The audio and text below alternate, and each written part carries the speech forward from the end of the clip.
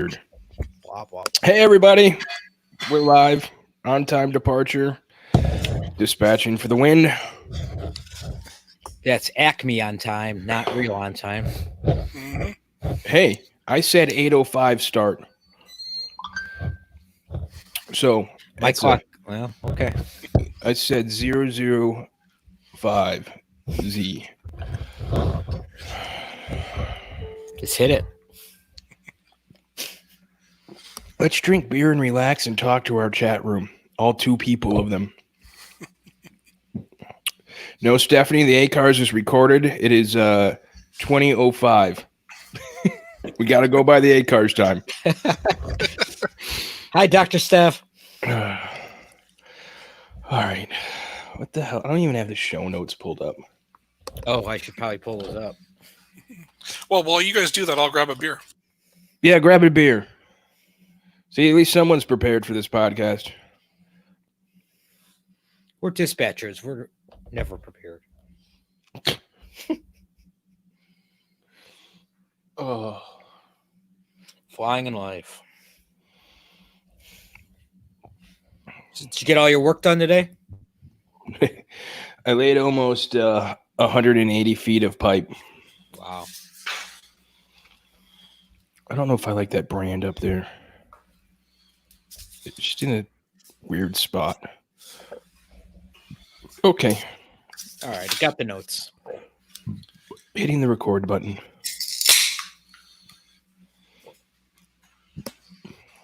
We're recording.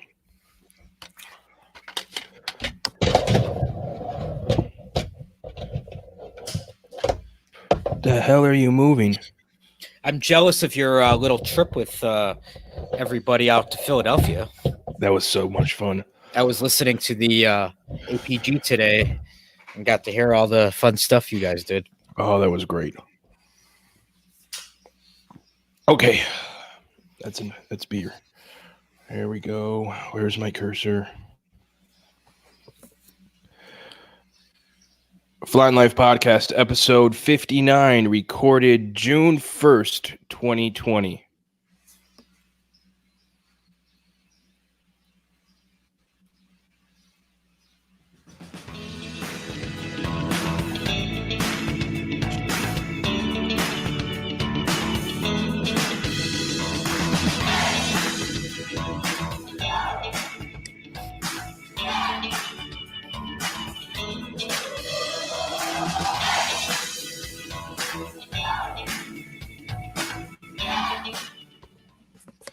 Welcome to Flying Life podcast just about that flying, aviation, and our lives. I'm Dispatcher Mike, a dispatcher for a major airline based in the United States.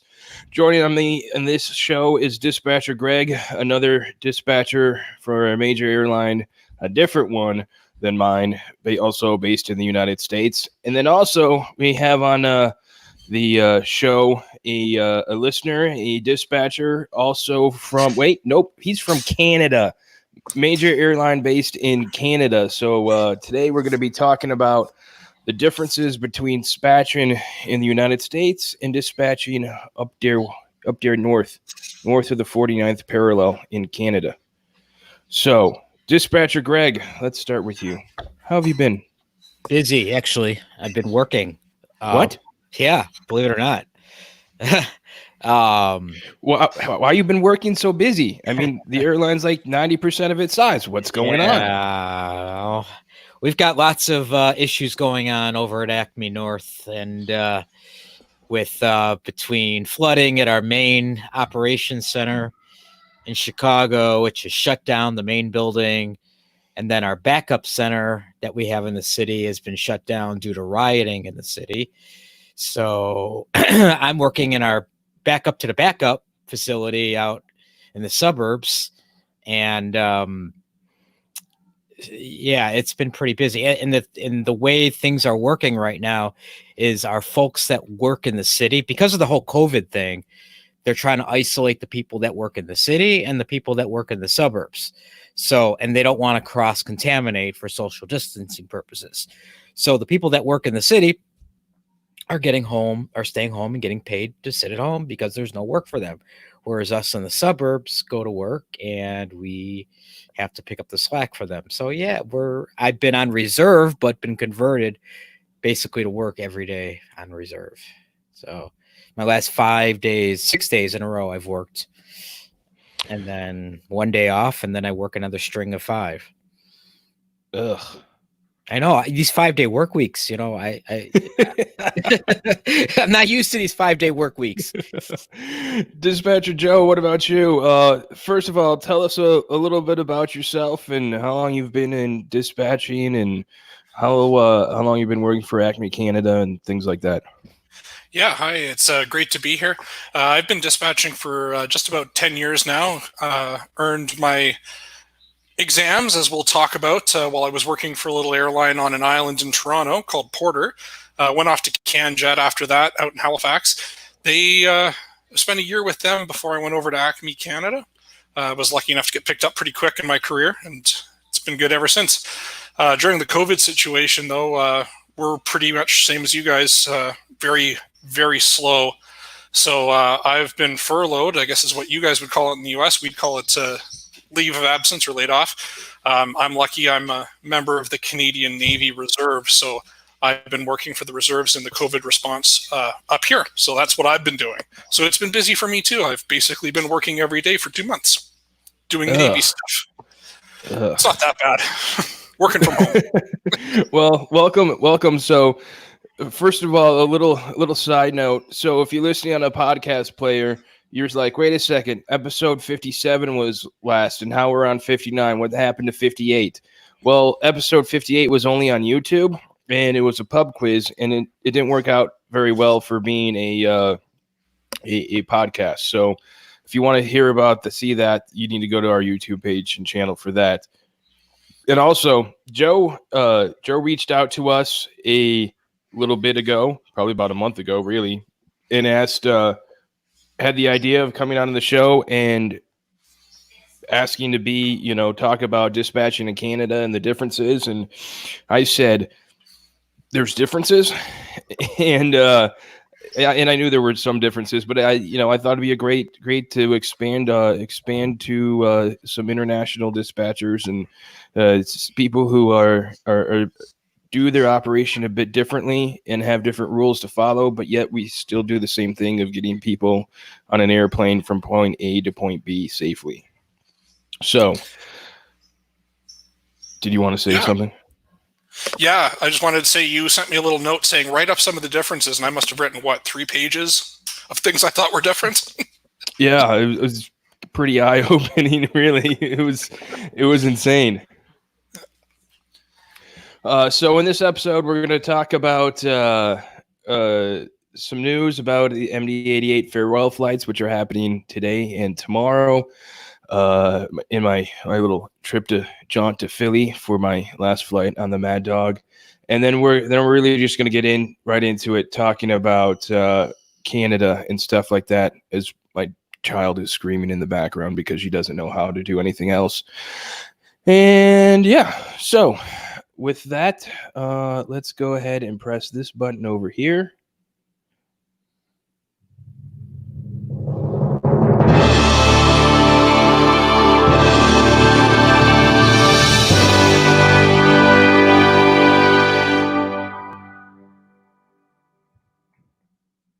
The sister airline of Acme, Delta, is retiring their MD-88, MD-90s, the Mad Dogs, due to the COVID-19. These aircraft were scheduled to be retired later in the year, and the MD-90 is held on to possibly 2022. But because of the lack of flying, the lack of flights, and COVID, they said June 2nd. Just accelerated the fleet. So Delta's going to have a 2 final flights tomorrow with passenger revenue on them. Delta 88 and Delta 90. Delta 88 will be Dulles to Atlanta, and Delta 90 from Houston to Atlanta. 90 is supposed to arrive at 9 a.m. and Delta 88 is supposed to arrive from Washington Dulles at 10 a.m. Delta has a nice nice little news article and infographic, which I'll place into the show notes about the MD-88s in the 90s. So the 88s were first delivered in 1987. I was four at the time.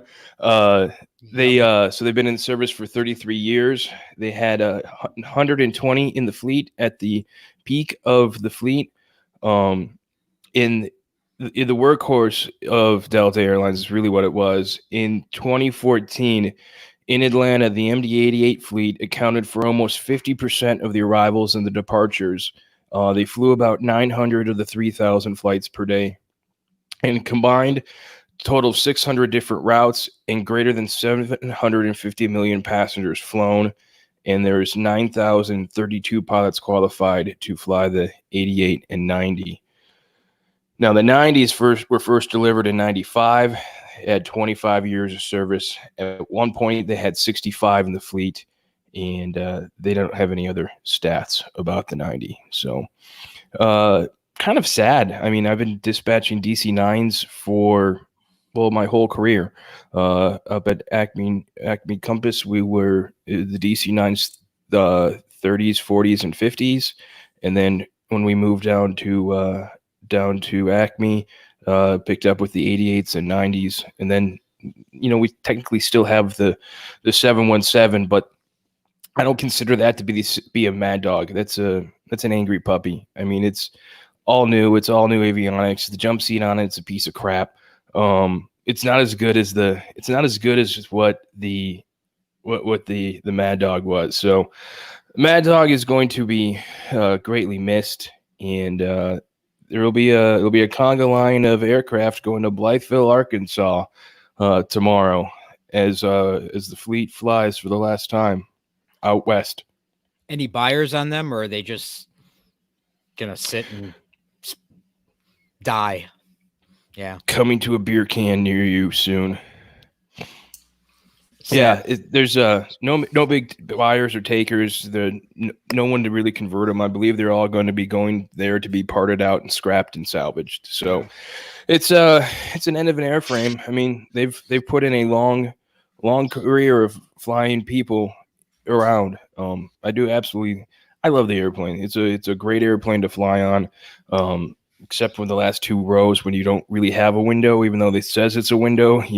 You got an engine sitting there. But other than that, it's a great airplane. It was easy to dispatch. No real major issues with it. Had ton of flights on the Mad Dog. So now we're moving on to bigger and better things with the Airbuses and the Boeings. I'd say Bombardier, but they don't exist anymore. The Airbuses of the world. So, you guys have any thoughts about or memories of the Mad Dogs? I've only been on it twice, and that was in the back, which is very loud. No, actually, I liked it. It was actually a pretty smooth ride. Kind of like the nostalgic on the aircraft, but my goal, and it never wound up happening, was to do a ride with Captain Jeff and the MD-88. And that guy was a master. He had the jet mastered, and it showed on Monday the way that he was able to fly the airplane. And we were on the downwind, and there was a buildup on the downwind, and it did not look like something fun to fly through. So instead of just junking or messing with the automation, he just clicked, turned it off, and flew the airplane like a boss. And he's telling us FO to do his flaps, do this and this, and he's like, "Oh, you're getting." FO's like, "Oh, you're getting a little slow." He goes, "Yeah, I'm fine." And he just really handled the jet because he slowed down just before we got in to penetrate the cloud and went through. Picked this perfect spot to fly through the cloud. Very little turbulence at all. People in the back probably knew nothing about it, but we had a good 5 minutes sitting there going, "We have to fly through that? Really? That's gonna hurt." And but no, handled it like a boss. So great guy, great pilot. Learned a lot from him. So yeah. So that's all I had in the news. I'm sure there's more, flooding, riots, things like that, but nothing of the aviation world. Oh, there's one more thing I want to talk about. SpaceX and NASA launched two humans from Cape Canaveral and the Space Coast the other day, and it was pretty moving for me. I almost cut some onions while watching it. Beautiful launch. They're able to keep the camera on the Falcon rocket all the way to main engine cutout, which was just mind blowing that it lasted that long. So first ever ride by humans on the Falcon 9, and gorgeous launch, gorgeous crew, gorgeous everything. Landed the booster back on the drone ship, right dead in the middle of the X. Just, lights above they're truly lights above a company, and they're doing a lot of great work. So it was a good time. Couple things that amaze me about that whole thing. Well, first of all, the beauty of the spaceship itself. If you look at the inside, the 3 touch screens that they have, it's like a video game that those guys have. I mean, they got the exact same things that they see out in Mission Control. They can see every single diagnostic on the spacecraft, the rocket, and they get real-time views right through those screens. You look at the Apollo era, what they had. You look at the Space Shuttle era. It's almost like the Mad Dog versus the Airbus, if you want to look at it like that. Just the digital screens that they have, and it would be basically almost like the Mad Dog of the Space Shuttle versus the A220 or the C series or the A350, the most newest modern avionics, and it's even still like. It was kind of weird. I didn't actually see them load into the astronauts load into there, but it looked like they got in and sat down, and then the whole seat pivoted to the back upright position. I watched it for the full 4 hours, and that's exactly what happened. They get in, and then the seats lift up. It's pretty cool. Yeah, I would find it emotional too. It's really cool. And then when they were doing the landing burn, and then you cut to the drone ship, and then the feed cuts out, I was like, oh no, this is like the last time that happened, and it crashed. And then it pops back up, and there it is. It's like, wow, almost brought tears to the eyes. It was gorgeous. I've actually been on that pad when I was down with my buddy prior to SpaceX taking over 39 Alpha. So it's like I've been there. It's pretty cool. Yeah, I mean, 39 Alpha is a very historic launch pad. It is. And the fact that they launch all their stuff from there is just absolutely amazing. And I like the fact that they, as a company, engage the public. And they are fully out there like, hey, this is what's going on now. This is what's going to happen here. This will last for 36 seconds. It's kind of funny. It's like, it will last for about 36 seconds. I'm like, oh, about? No, about would be about 30 seconds. It's going to last exactly 36 seconds. But it's funny. You know how long their launch window was? Instantaneous. Yeah. Basically, now, go or no go. Well, it still amazes me. The whole space thing just amazes me that they were literally shooting for the International Space. When the International Space Station was here, they had to go. Yeah. And then they played catch up. I saw a beautiful picture, and I shared it on our Twitter account of a person who took a time lapse, like shutter open photo in New York of the International Space Station flying over, and then Crew Dragon was right behind it. And it's kind of cool. It's like, this is real. They are really going there. They are following. And it was really cool that they were just below him, going faster to get to the right speed and catch up to him. Yeah, I'm a bit of a space nerd. They actually did that with Gemini as well. So the 2 astronauts on Gemini, when they were going to come up and meet them for Gemini, I think it was 8 and 7, and the guys on Gemini 8 were sitting there, and they could actually see the launch. They saw the plume coming up off of Florida, and they knew they were actually going because they'd missed it the time before. So it's pretty cool stuff. Here's a trivia question for you. What are the RNP levels for the approach to the space station? Are there? Infinite. Yeah. 0.0001. There's some aviation news up in Canada for the military side of it. If you guys are interested in that, Absolutely. they found the helicopter that crashed in the Aegean. So they've actually been able to start recovery operations on that. That was a very hard day for us in the operation, and all of our folks. We actually have somebody from our unit who is on the ship on Fredericton, and my cousin's husband actually was sailed on that as a helicopter cruise there as well. And then second, they've announced, and this just came out either I think it was today or late yesterday, that the preliminary report for the Snowbird crash in Kelowna was that it was a bird strike. So some. The preliminary report for the Snowbird crash that happened about 2 weeks ago, 3 weeks ago. 2 weeks ago, yeah. So they took one down the engine. It was a bird strike.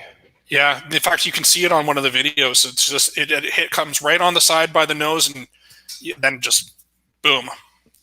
So wow. They actually got it on tape. Yeah.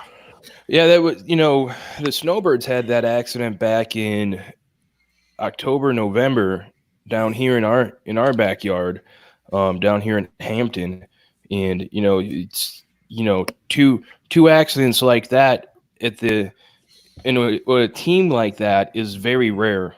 Mm-hmm. And to know it wasn't pilot error or anything else like that, it was just, you could tell that he peeled off as you're watching it to change that speed to altitude as much as he could. And then he, nothing else could happen. They had to punch out. Yeah.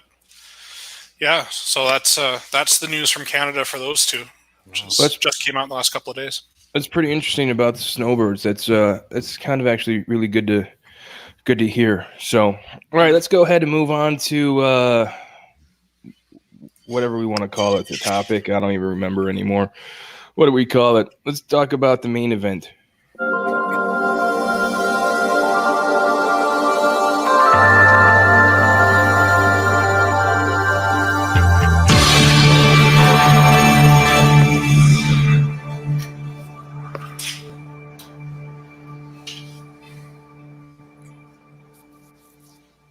So when we had our pre-podcast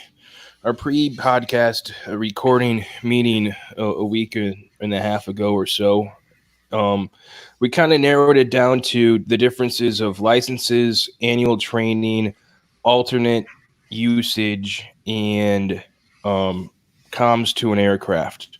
So let's go ahead and start to talk about licenses, or as we call them, certificates. And we'll go ahead, Joe, why don't you start with the Canada way, and then Greg and I will talk about how you guys are wrong and the way we do it. Yeah, you bet. And just to start off, I'm definitely by no means like a full-on expert on absolutely everything Canadian air law-wise, but I'll do my best, and I'm sure someone will correct me if I screw anything up here. Okay, so first with licenses, what happens with us is there's no course. There are courses, but there's no mandatory course. You don't need to go and study at a place like Sheffield or any of those other dispatch schools.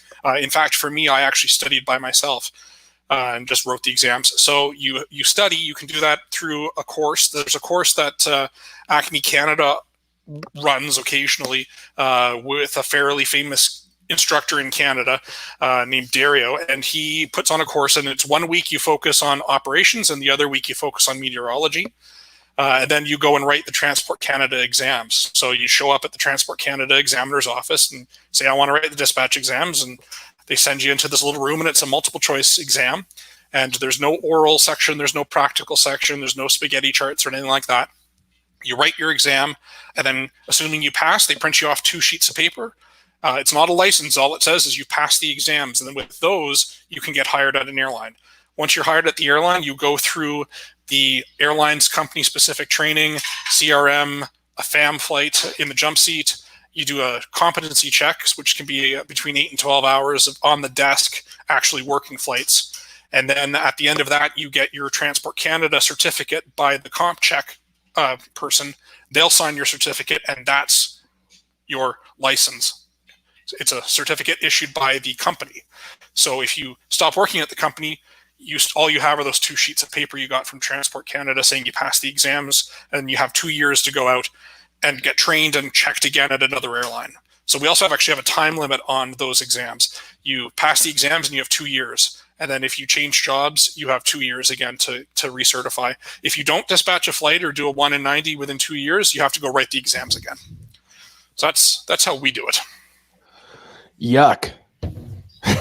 and not by yuck, but that's completely different. And it's just, a very intriguing way of doing it. Greg, do you want to talk a little bit about the way we do it in the United States? Yeah. So here in the U.S., so you go to a dispatch school. You take I think it's 6 weeks in course, 240 hours, something like that.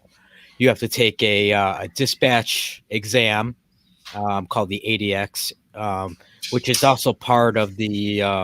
It's similar to the what do you call it on the pilot? The ATPL. ATPL, yeah. The ATP exam. Oh yeah, you pass that, and then you go through a practical exam at the end of your course. You pass that, and you're given a certificate that you've completed training, and that is an evergreen certificate. It does not expire. You are once you're issued your dispatch license, you've got it for life. Of course, when you go and apply for a job as a dispatcher, the particular airline that you get hired with will put you through their own dispatch training, and with all their policies and whatnot. But your original license does not expire. You could get it when you're 23 and don't dispatch a flight till you're 50, and that license is still valid. So, and you don't have to do any type of recurrent training or anything. If you're at your job and you lose your job for whatever reason, well, you still have your license. You go apply somewhere else, and hey, here it is. So hey, that's quite a difference from you guys in terms of the longevity of your licenses. Yeah, totally. And for our licenses, they are they're the written ATPL exam. They draw that from the exact same question bank, which I think is what you're saying they do in the US as well. It's similar. There's different questions. I don't know. It's not question for question. The ATP or the dispatch, they take a certain percentage of the pool out of the ATP and then a certain percentage of dispatch related. Yeah, I think that somewhere is a small amount of questions that are not on the ADX test that are on the ATP test, but also you have the whole banking of questions to go through. And I think the test is only like 60 of those, 410 questions it could be. Yeah. Because we have the Freedom of Information Act here in the United States, and apparently Freedom of Information Act allowed people to go ahead and publish all the test questions and their answers. Yeah, we got the Freedom of Information Act here. I don't know if this is how they did it, but we have Canadian ATPL exam workbooks. We also have dispatch ones. So like for me, when I studied myself, I got the Air Command Weather Manual, which is a fantastic written for Air Force pilots manual. If you guys ever get a chance to read that, I can send you a link to it. It's pretty good Met theory. And then I also got we call it the Culhane Manual, which is a fairly famous Canadian brand of aviation manuals. But what really helped me study for the test the most was actually my buddy lent me his ATPL exam workbook, and he had all the answers circled, and I kind of just memorized the answers. That's how we pass tests in the United States of America. It's memorized. Freedom. Yeah, it's pretty much what you go through school and all that. Honestly, for me, I did all of my training in college, and I'm pretty sure I talked about. So it was a semester long course, and all the other all the flying courses that I took counted toward the lump of hours that we had to do. But the classroom part was really training for the practical, and we just had to do the written on our own. So now let's talk about recurrent training. You're signed off as a dispatcher for Acme Canada. Do you have to go back to school? Don't have to go back to school. It's all done in-house. So at Acme Canada, we would have in an average annual training cycle, we would have CRM, crew resource management training with the pilots and flight attendants. We'd have recurrent training, so a spring and a fall recurrent. And then we would have a FAM flight, and then we also have to do our dangerous goods training. There's a bunch of online training that you have to do, like occupational health and safety, the usual corporate stuff, as well as our dangerous goods training, and then you do your comp check. So that's that. The only other training that ACME Canada offers is once you've been a dispatcher for a year, you're eligible to proceed with getting ETOPS certification. So once you have that 1 year of experience, then they would send you on another course. And right now, I think it's about 4 days long with some more OJT and then another comp check to get your ETOPS certification. And once you have your ETOPS certification done, then you're just in the regular training cycle, and that's all we have. Gotcha. Kind of similar to us. All of our training was done in the classroom. I think we're moving quickly to an online only training at ACME. I just saw an email flash through today about training now being virtual training and still do on your own time type training. Usually we'd have training we'd go through and we'd come into a classroom on a day off and get paid overtime for it and things like that. It was really great. Not so much anymore, but yeah, it's pretty much the same thing. The domestic dispatchers had a spring and fall, and it's kind of for everyone. So that covers all the aircraft. And then for the international, they also have 2 as well. So about 4 recurrent classes if you're an internationally qualified dispatcher. So we have 20, I think it's 20 hours a year. That's the FAA requires. So spring, fall, which are 8 hours each. And then we do 2 2-hour e-learnings every year to make up for that 4-hour difference. So a total of 20 hours. So it's a minimum hours. Is there minimum content? Because like in Canada, every operator has to do CRM. They have to do a dispatch FAM flight. They have to do dangerous goods. They have to do a spring and a fall recurrent. In Transport Canada, actually, there's a 3-year cycle. So it's like a 6-class cycle, and they specify what you have to teach in each of those classes. They don't say how long or what. You can answer some of it as an exam, some of it as discussion, but it's every topic is specified by the regulator up here. Yeah, it's pretty much the same way. We have a dispatch training manual that's an FAA approved document to go through and say the same thing. We're on a 3-year rolling cycle because you're not going to teach every single aircraft system every single year. Dispatchers would not like that. I mean, everyone loves systems, but not really. So it's still a 3-year revolving cycle, and there are key things that we have to hit on. Every year we have to talk about drugs and alcohol. I don't know why we have to talk about drugs and alcohol, but we do. Yeah, for us, that's covered by company training. So the company specifies certain things that we cover, but I don't think that's specified in the Transport Canada regs. Hey, Joe, did you, and I might have missed it, do you have an annual comp check that you have to do? Okay. Yeah. And that's a full day? Well, it's kind of, it's how long it takes for the examiner to be satisfied at it. And I'm not sure if this is a regulatory thing or if this is an ACME Canada thing. For us, it's a minimum of 8 hours and a maximum of 12, which is our shift. So we have 8-hour shifts and 12-hour shifts. That's another difference. There's no time limit on dispatch shifts here. So 12 hours is what we've agreed to as our maximum, but there's no legal end to a dispatch shift here other than the standard labor law. So it can be anywhere from our 8 to 12s. So you can do it on an 8-hour shift because we do have some 8-hour shifts in the schedule. So can you, in theory, work a double if you wanted? If somebody wanted to say, hey, can you work for me? 16 hours? No.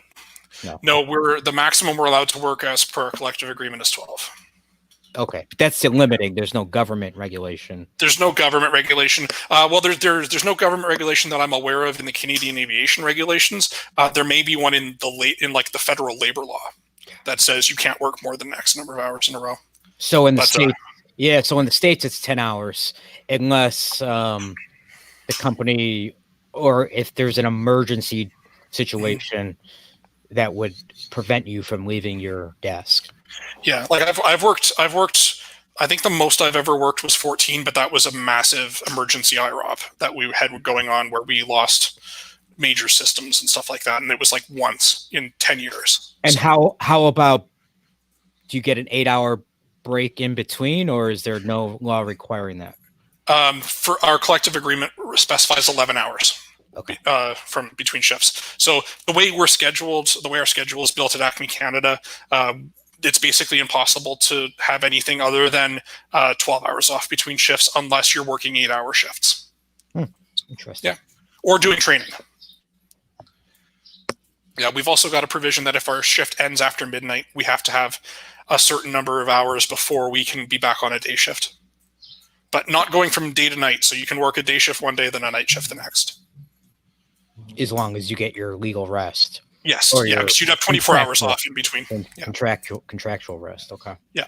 Yeah, that's quite different. Mm-hmm. All right, let's open up the next rabbit hole and can of worms in the differences. Let's talk about alternates. Everyone's favorite topic. This is and I say that and I kind of like sarcastically and all that, because in our pre-group with kind of us kind of talking all about all this, the alternate conversation lasted forever, and it was like, holy cow, there's some major differences. Yeah. Okay, so first for Canadian operations in Canada, we have 3 sets of standard alternate limits. The first one is if you have 2 separate runways with an instrument, with like an ILS, basically with a precision approach to it, then our alternate limit for that would be 401. Otherwise, if you only have a single ILS, then it's 602. And then if you're going off a non-precision, which includes GPS approaches, it's 802. Now, for our 602 and our 802, we are allowed to do what we call the sliding scale. So 602, you can slide it. So say the visibility starts to drop, but the ceiling is still good. You can go to 701.5 or 801. And then same thing with the 802. You can go to 901.5 or 1,000 feet and 1. And that's our standard alternate limits for Canada. So that's kind of what we are governed by. And then going into the U.S., depending on the op spec you have, you can either use the U.S. limits or you just use the Canadian limits because they're generally more restrictive. The big difference is for us that we can't count reciprocal runways. So like even if winds are calm and you got an ILS on both ends of runway, you need 2 actual physical strips of pavement to go to 401. That's same thing with our no alt. But right. So to that. Yeah, so basically, like in the United States, you talk about reciprocal runways. If I'm going to a single runway operation, say it's 927, say it's San Diego, I can count ILS 9 and ILS 27. I don't think San Diego has one on either one, but I can count those 2 separate approaches to that one piece of concrete for a 401 alternate, where you guys need that 2 pieces of concrete because moose happen. Yeah. And also snow clearing. Oh yeah, snow. Yeah. Don't have to worry about that much here in the South. But we do fly to the north, obviously. For us, it's a little bit different. First, you always have to have an alternate unless the weather an hour before your ETA and an hour after your ETA, the ceiling is 2,000 feet in visibility of 3 statute miles. We do have some op spec exemptions that can get us down to 1,001 without having an alternate. Yeah, wow. That's a lot of fun. 1,001, when you consider that that's our highest alternate limit. That would be exemption 8653. Yeah, ours is a different number now. They changed it. It's 10. It's airline yeah, it's airline specific, but yeah, it depends. We call it the 113 or the 112. Correct. Yes, yeah. It's the 113 rule or 112 rule. Yeah. Wow. Yeah. So for us, it's pretty well. I'd almost say it's like training wheels a little bit. Like it's really hard to screw it up. So again, for us, we always need an alternate unless you have an op spec that says that you can go without it. Now, for us, for no alt limits in Canada, it's the legal limit is 6,000 feet. 6 miles and 3,000 feet. What am I saying? 6,002. No, 6,000, 1,500. There we go. I've got my stuff backwards. It's so complicated for the other one. So it's 6 miles and 1,500 feet. 1,506, you can go no alt. For Acme Canada, because we're part of IOSHA, it's actually, for us, it's 6 miles and 2,000 feet. And this is just something that changed recently for us that they got put in our manuals. Otherwise, you need 3 miles and you need, I think it's 1,500 feet above the final approach fix altitude. So you actually have to dig out the chart and calculate it. So for me personally, I find it, if you're getting that far into it, why are you planning this? You may as well just put an alternate on at that point if you're splitting those kind of hairs. So yeah, for us, it's generally the legal limit at Acme Canada is the 6 miles and 2,000 feet. And that's what most of us go with, unless you're already en route and you're really looking for a reason to not have to put an alternate on or to do a tech stop or something like that, if you can avoid it. Yeah, we usually say if the TAF is greater than 4 lines, you put on an alternate. Yeah, yeah, and that's the thing. Like when you're training new dispatchers, always, well, I can put it on, and it's like, well, but should you, right? I can, I can't. The way I look at it is, if you're questioning if you should go no alternate IFR, just put an alternate on. Yeah, and then with the way we do things at Acme Canada, we've got minimum fuels that we have to land with anyway. So in a lot of places like Toronto, Vancouver, you're not saving anything by going no alternate because you've got Abbotsford, Victoria, or Hamilton so close. So yeah, those airports that have really close alternates, like for Chicago, like if it's a ceiling alternate, I'm sending an airplane to Chicago. I'm throwing Midway on there. The alternate's 13 miles away. I mean, it's no big deal. Same thing with the New York metros or the DC metros. It's you're not going to divert kind of day, which we always call the paper alternate, because the paper says you have to carry an alternate. Even for Atlanta, on our international flights, we'll carry Marietta, which is Dobbins Air Force Base, which is just up on the north side of Atlanta, because we're not going to divert. I mean, it's 1,000-foot ceiling. We're going to come in and we're going to land, and it's not going to be any issues. But we legally have to have the alternate on there. So, and we have the rights to divert to Dobbins Air Force Base if we need to, and we have before, and they didn't really like it. But hey, we said this paper says we can be here. Sorry. Yeah. So kind of the same thing. It's alternates for us. It really gets to the point where when you really need them, you put the gas on, and you know that you have the higher probability of diversion. Yeah, totally. Like for Acme Canada, we fly into New York, obviously, and it's like you're either holding a New York Metro, like you're holding JFK for LaGuardia, LaGuardia for JFK, or vice or Newark, whatever, because you're going to land. So what's the point? Or you're holding back to Toronto, because if you don't want to divert to JFK, you'd rather just go back to Toronto at that point. Right. Yeah. For our transcons, that's not as much of an option, but sometimes you can throw Toronto on and make it work. So, yeah. Greg, you have anything to add about how the way Acme North does it? Well, one other thing that we talked about when we chatted last, which I thought was different, you in Canada dispatching to an airport that's forecasted or reporting below minimums. How does that work? Yeah, so for us, we've got as long as you have a legal alternate, you can dispatch the plane all day long. And that's where it really comes down to judgment, because there's nothing that you can hold up and say, well, the law says that I can't go. So this is now it's an airmanship judgment. Like if you're going to Bermuda, for example, and it's a hurricane, but I can hold back to New York. Well, airmanship is going to say you shouldn't go. And I'm just using that as a ridiculous example because it's so obvious, right? But we come into these situations a lot with like St. John's and stuff. Wow, okay. Yeah. Hey, shaking your head there. Hey, Acme was documented sending a flight into a San Juan in between bands of a hurricane. and we landed, we got out of there, and everything was good. And this was back when we had the don't cancel policy. This was obviously pre-COVID, and we ran everything. So, and it was one of those things. It was an outer band. It was okay. It was only gusting the 30 right down the runway. It's no big deal. I mean, yeah, like for us, we fly a lot to St. John's, Canada, Newfoundland, and it's the weirdest thing. Like you read all the manuals that say if you're going to have fog, it's going to be calm. Yeah, well, St. John's, it'll be 60 knots gusts and an eighth of a mile.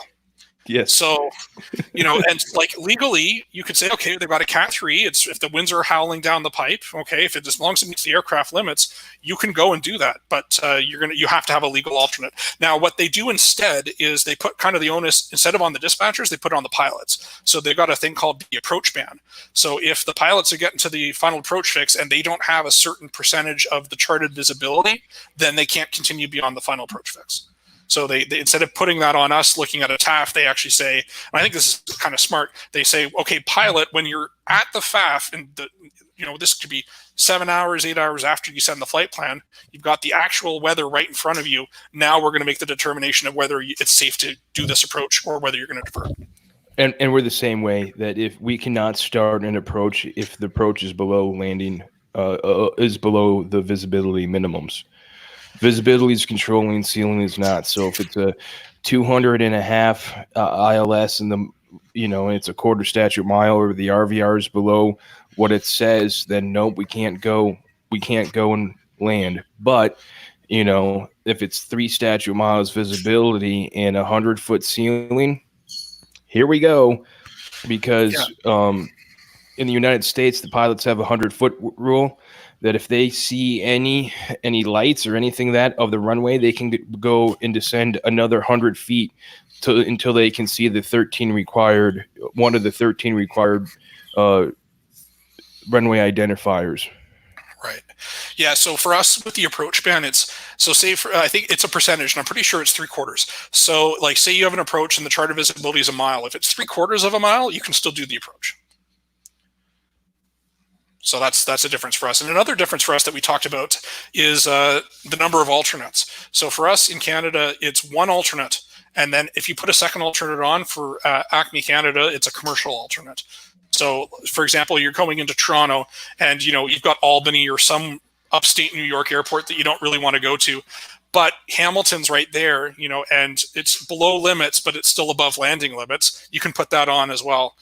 Technically, there's no weather requirement for it because it's just commercial. They can shoot it if they get there. They get there, great. If they don't, off to the other alternate. So that's what we do with our second alternates, as opposed to commercial alternate. We call it a VIA alternate, but yeah.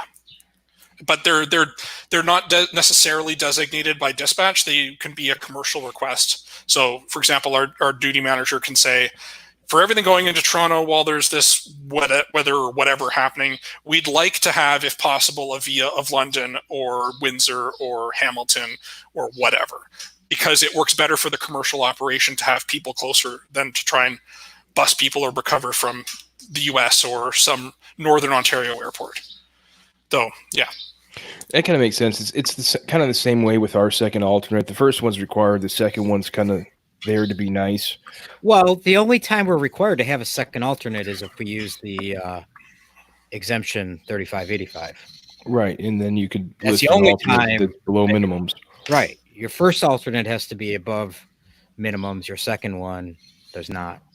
Right. Alrighty, I think we've beaten alternates to a dead horse. I hope so. You could have a whole show on alternates, really. You could totally have a whole show on just or even alternates. Scenarios like, hey, here's the weather here. What are you gonna? Is this a good alternate or not? All right, let's talk about who can talk to the aircraft and who can't, because that's a really big one, and that's really airline specific. I have found an airline policy of who can actually talk to an airplane and who can't, and when can they and when they can't. So. Okay.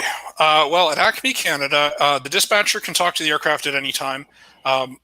For other departments, when in between out to 10,000 feet, only the dispatcher is supposed to be able to talk to the aircraft. Though in practice, if they're still on the ground and they radio up maintenance, they'll talk to maintenance to resolve an issue really quickly. But really, between takeoff and 10,000 feet, that sterile flight deck route, only dispatch is supposed to be allowed to send ACARS, and our system will actually filter it. So they'll get a report through the ACARS that says you're at 10,000 feet. Then they'll release any ACARS that have been sent that are in the queue that aren't from dispatch.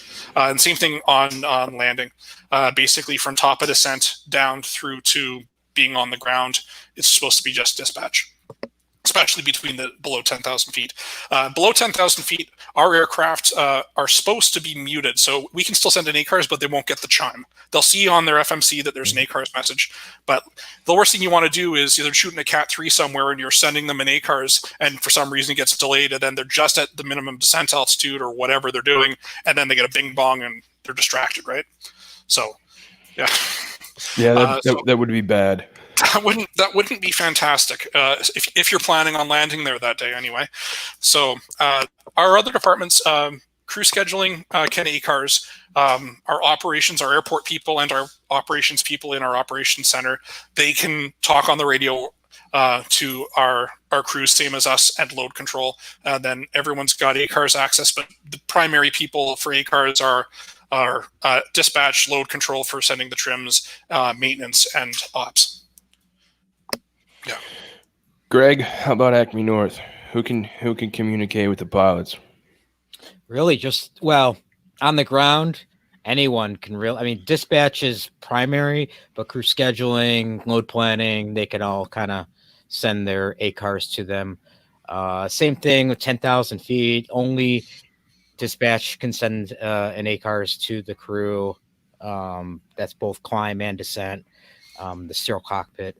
But once they're in the air, really, it's dispatch. Again, crew scheduling, sends ACARS every now and then.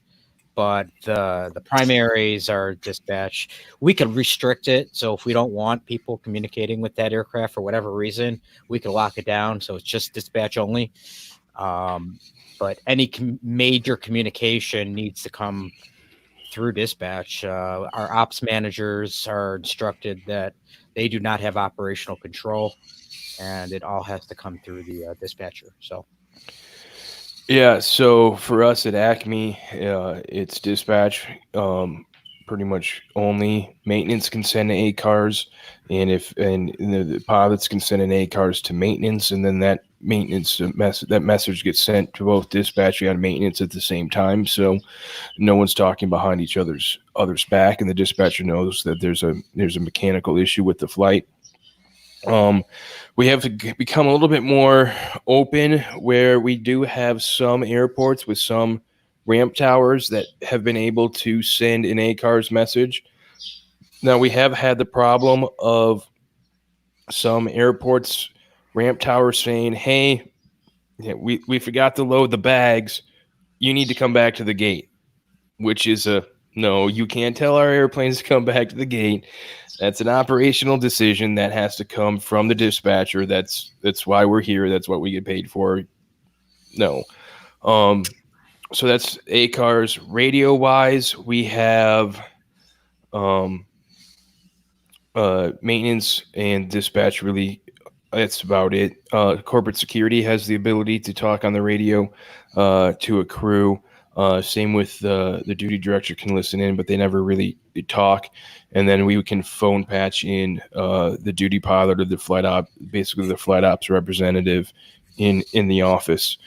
And then we have a communication tool at Acme that allows, see who's all in it now, catering, the dispatcher, the pilot, the flight attendant, and one other, I think there's one other group that we can all talk to each other kind of like on a per flight basis, kind of like a chat per flight. So everyone can talk specifically about flight 123 and any issues with flight 123, and we can send it to everybody about flight 123. So if I know there's a maintenance problem on flight 123, I can send a message to everybody. And the last one I forgot is the gate agent.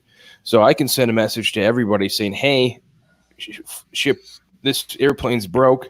the next airplane's coming in 15 minutes, is going to arrive and on Alpha 8. I'm going to process the ship change now.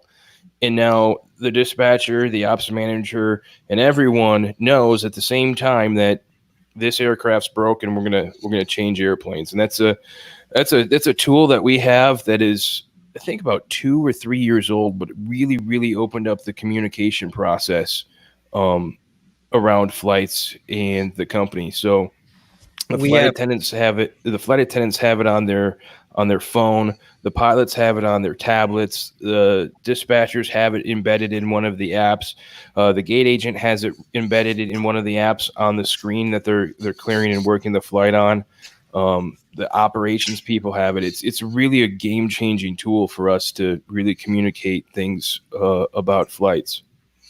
That sounds amazing. It's great. Yeah, we have a similar tool. It was probably about a year ago. But sometimes dispatch is left out. It's like everyone knows but dispatch. So like, hey, you forgot to include me on the aircraft swap, or the it's got an MEL on there that you're adding. Ooh, I didn't know about that. It's a dispatch approval and you didn't tell me. Yeah, we have the ability within the tool that everyone can see everybody's conversation. Yeah. We've just gotten some ops management people in trouble before when they say, hey, hurry up and close the door before the flight attendants walk. Yeah, guess what? They can read that. And they weren't very happy about that. But, it was it is a great tool, and I really like it a lot. I think we're adding some other groups as they come in so that everyone with a flight can be communicating with it. So. Can you lock people out? What was that? Can you lock people out? Like, that feature is coming where you can have sidebar conversations, like the dispatcher and the pilot maintenance can get in a sidebar conversation and not talk, and no one else can see that conversation. Okay. Yeah, I hope we get something like that over at Acme Canada. That'd be pretty sweet. Yeah, it's game changing. All right, is there any other differences that we can know about between the Canadian way of things and the United States way of things? I think those were the ones on the list, but I will tell you how we do our medlinks. Sure. To add to that conversation from a year ago. Yeah, let's talk about let's absolutely talk about that, because I know in our pre-show call you said that the way that we the way that we handle medicals is completely wrong. Oh, so. Yeah.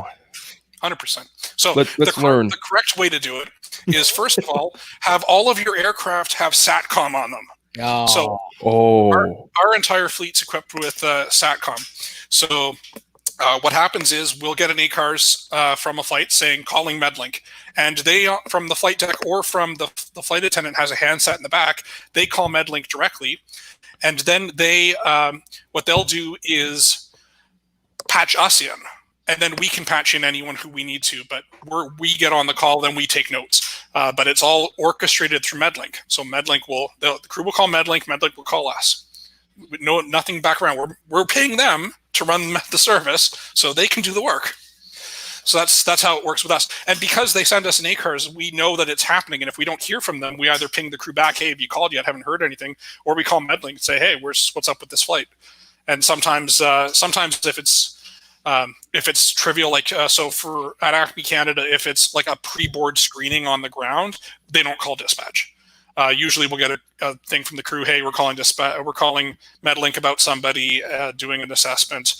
We may pull their bags, and then I'll let the ops people know so they can let the airport know. But yeah, once they're in flight, it all goes directly from the crew to Medlink to us.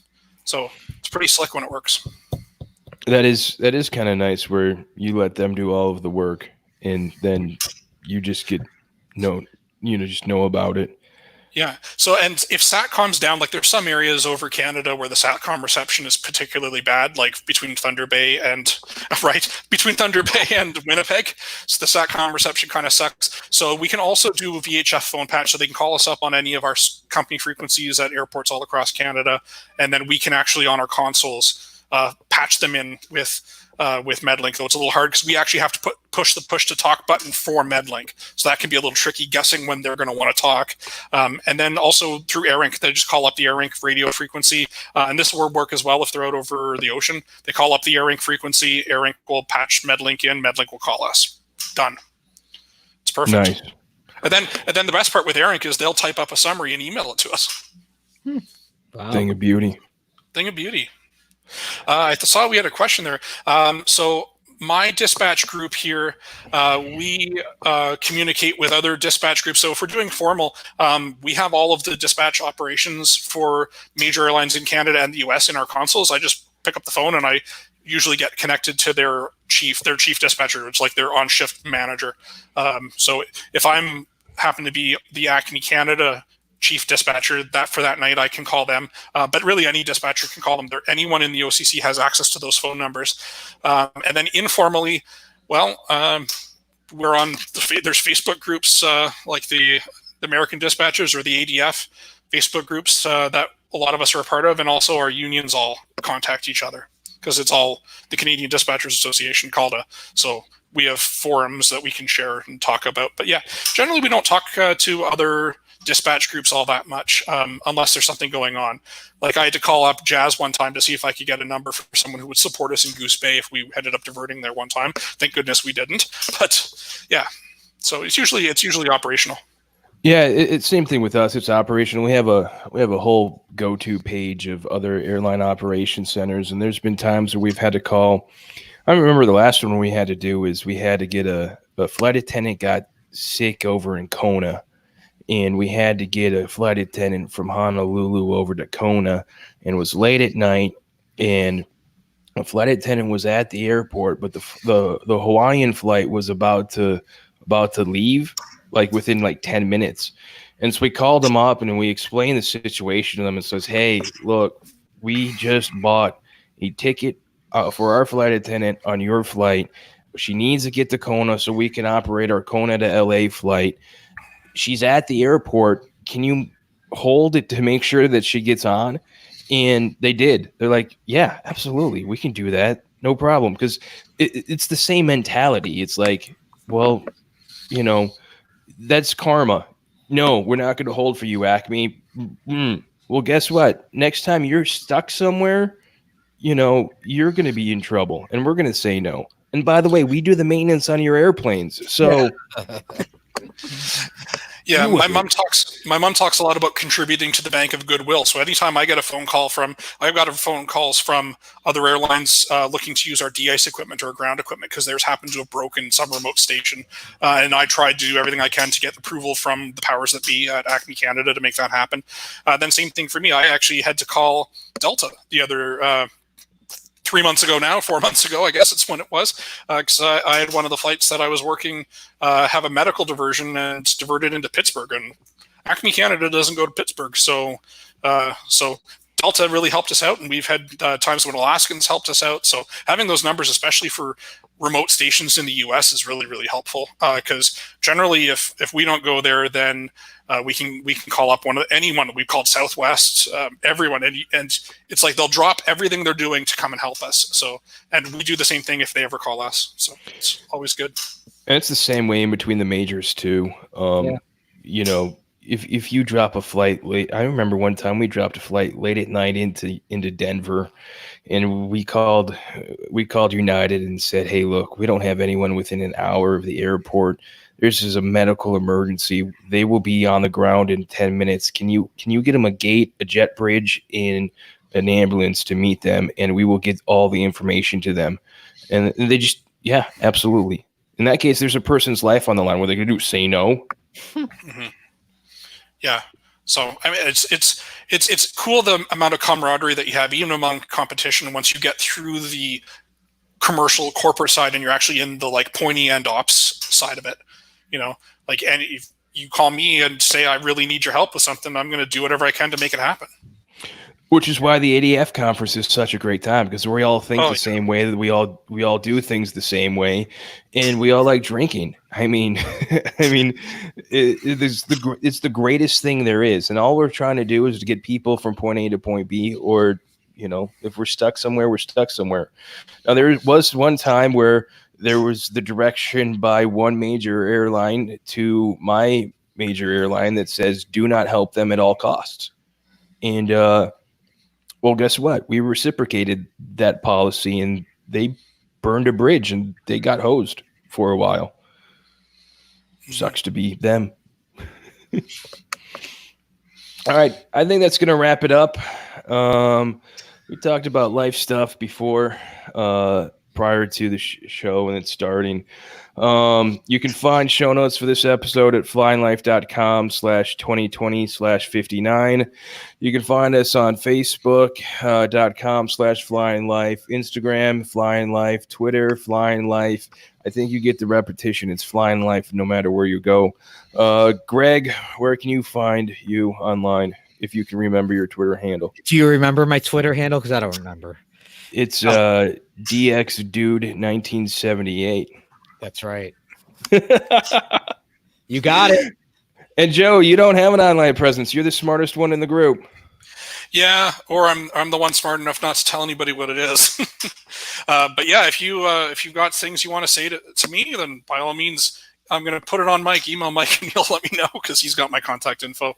Yeah, and I just want to say it's been an absolute pleasure to be here with you guys. It's I'm thrilled to be here and talking about Canada dispatching and Acme Canada with you guys. It's a dream come true.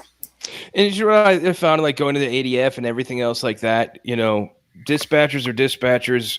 We all get along except Americans. American dispatchers they're just a different sort of people. And if there's someone listening for American, you want to come on and yell at me, please do, because of the dispatchers from all the ADF and all the industry things, all the dispatchers go out, start drink together, and the American people stay by themselves. And I don't understand it, but hey, whatever. That's the way you are. Us, United Southwest, we all go out and drink and have a great time. And we have FedEx, UPS, everyone is all the same. We're a great lot of people. So, for those American listeners, that's Mike at flyingatlife.com. No, that'd be contact at flyinglife.com. Send hate mail to contact at flyinglife.com, and we'll talk about it, because maybe there are some maybe I've only met your 2%ers, the 2% that everyone hates in their office. But so yeah. So as soon as I gave out the email, that's where you can send me hate mail or questions, or, if you want to contribute to the show, let me know. So opening and closing music is bensound.com. Bumper music from Purple Planet. You find the podcast on Stitcher and probably bunch of other places. I need to get it on TuneIn so I can listen to myself in my Tesla, but that's another story. So, all right, that's it. Do you guys have anything else to say? It's been a great show. Thanks, Joe. Oh, thank you both for having me. I hope we get to do this again real soon. Yes, real soon. After I get done laying a bunch of pipe in the backyard. It's a terrible metaphor. Yes, it is. But what am I doing? I'm putting pipe in the ground. All right, everybody. Thanks for listening. Have a good one. Oh, come on, stupid MacBook. There. Done recording. Where's the outro? Oh, fudge. I'll put the damn music in post. Oh, I am so tired. Like, I went to bed at 2 a.m. last night. I was up at, I don't know why. Oh, I know why. Because I worked last night. I didn't get home until midnight. And so I went to bed at 2 a.m. Then I was up at 8:30 to do yard work. And I've been working outside in the yard all day. Womp, womp, womp. Yeah, it's because I don't have overtime anymore to say. I would have gone to work and sat on my butt to earn the money to do all the work outside in the yard, except that all went away. So yeah, we don't have any overtime either. And there's not going to be any for a long time. Yeah, I was going to say, what's overtime? You guys not have overtime?